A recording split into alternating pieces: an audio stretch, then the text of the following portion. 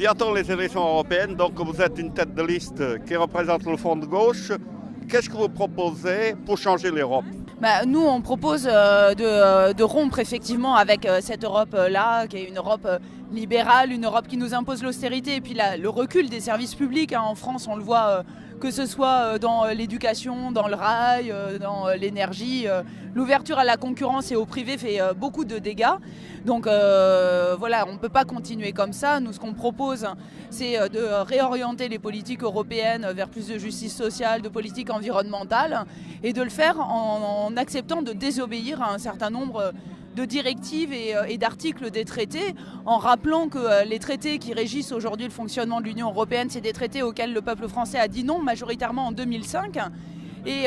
quand il y a des articles qui vous expliquent qu'on ne peut pas mener de politique publique en faveur d'un type de production ou d'un type d'entreprise en fonction de critères sociaux et environnementaux, eh bien pour nous, la solution, elle est de désobéir à ces articles-là et de le faire en lien avec les mouvements sociaux, avec les syndicats, les associations, les collectifs de citoyens qui œuvrent dans le même sens, et puis qu'on puisse joindre nos forces.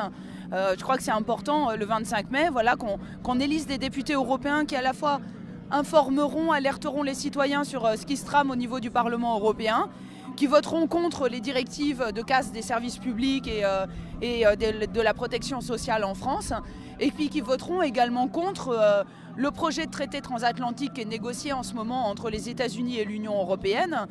qui aboutirait à la destruction de toutes les normes sociales et environnementales telles qu'on les connaît aujourd'hui, avec un nivellement par le bas sur les normes des États-Unis, qui sont évidemment beaucoup plus basses que celles qu'on connaît en France, puisque aujourd'hui aux États-Unis, vous pouvez commercialiser des OGM, mettre en vente du bœuf aux hormones, du poulet à laver à l'eau de Javel, et que tout ça, c'est des choses sur lesquelles on a lutté justement pour ne pas voir ça débarquer chez nous. Donc voilà, les députés européens qui vont être élus le 25 mai, ils vont avoir à voter pour ou contre ce grand marché transatlantique. Pour le Front de gauche, c'est très clair, ça l'est depuis des années, ce sera contre, et ce sera vers une autre Europe, et certainement pas celle-ci, qui a prouvé à la fois son aspect nuisible, mais aussi inefficace, puisqu'on continue à s'enfoncer dans la crise économique, sociale, environnementale, en se coupant de nos meilleures protections qui sont les services publics, la fonction publique et tous les mécanismes de protection sociale pour lesquels nous nous sommes battus. Donc on ne les laissera pas détruire tout ça sans réagir.